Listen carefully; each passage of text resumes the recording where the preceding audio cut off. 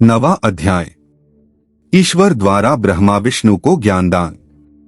श्रीनंदिकेश्वर बोले, हे सनत कुमार, अब ब्रह्मा विष्णु हाथ जोड़े हुए शिवजी के अगल बगल में जा बैठे। फिर उठकर पुरुष वस्तुओं से प्राकृतिक पुष्पवाचक जैसे हार, नूपुर, केयूर, किरीट, मणिकुंडल, यज्ञसूत्र, उत्तरीय वस्त्र, माला, रेशमी वस्त्र, तांबूल, कपूर, चंदन, अगरलेपन, सुगंधित द्रव्य, सुगंध आदि, धूप, दीप, ध्वज, व्यजन, ध्वजा, चमर और मन से अतीत वाणी द्वारा तथा और भी बहुत सी दिव्य वस्तुओं द्वारा उपहार प्रस्तुत कर ब्रह्मा और विष्णु ने शिवजी की पूजा की। शिवजी ने उन चढ़ाई हुई वस्तुओं को उठाकर सब में वितरित कर दिया। परंपरा की रक्षा की। पुनः ब्रह्मा विष्णु से पूजित शिवजी प्रसन्न हो उनसे बोले, हे वत्स, ऐसे महान दिन में तुम्हारी पूजा से मैं संतुष्ट हुआ। अतएव अब आज से यह दिन शिवरात्रि नाम से प्रसिद्ध एक बड़ा पवित्र दिन होगा, जो कि मेरी प्रिय तिथि होगी। इस शिवरात्रि के दिन जो मेरे लिंगबेर शिव की पिंडिका की पूजा करेगा, वह सृष्टि विधायक तक होगा। यदि कोई जितेंद्रिय निराहार रहकर 1 वर्ष निरंतर मेरी पूजा करेगा, तो वह बड़ा तपस्वी होगा। किंतु जो एक दिन शिवरात्रि की मेरी तिथि पर प्रपंचरहित हो मेरी पूजा करेगा, वह उसके ही समान होगा। क्योंकि जैसे चंद्र दर्शन से समुद्र उमड़ता है, वैसे ही यह दिन भी मेरी भक्ति को उमड़ाने वाला है। मेरा स्वंभू जो पहले प्रकट हुआ लिंग रूप आर्द्रा नक्षत्र है। यदि कोई आग्रह में आर्द्रा नक्षत्र में उमास्थित मेरे रूप का या मेरे बेलिंग का ही दर्शन करता है, वह मेरे परम प्रिय कार्तिकेय से भी अधिक प्रिय लगता है। इस पुनीत दिन में दर्शन से ही महाफल प्राप्त होता है और पूजन फल तो वाणी से नहीं कहा जा सकता।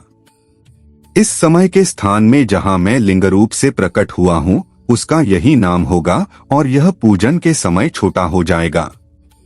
यह भुक्ति मुक्तिदायक होने के साथ ही दर्शन, स्पर्श और ध्यान से आवागम से मुक्ति देने वाला है। विश्व में इसका नाम अरुणाचल होगा और यहाँ शरीर छोड़ने वाले को मुक्ति प्राप्त होगी। जो इस लिंग में मुझ परमेश्वर लिंगेश्वर की पूजा करेंगे, उन्हें सालोक्य, सामीप्य, साष्टी और सायुज्य 5 प्रकार की मुक्ति प्राप्त होगी और सब भी अपने इष्ट को प्राप्त करेंगे।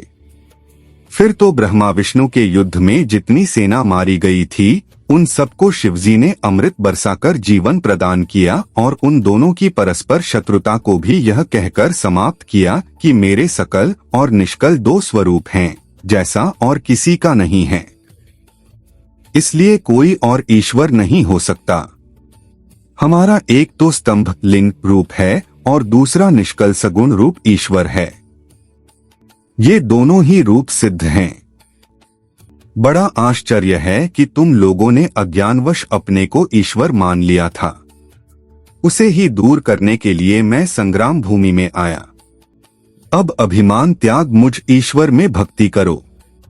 मेरी ही प्रसन्नता से लोक में सभी पदार्थ प्रकाशित हो रहे हैं। मैं ही परब्रह्म हूँ और मेरी ही यह सब कलाएं हैं जो निष्कल रूप में दुर्गम हो रही हैं।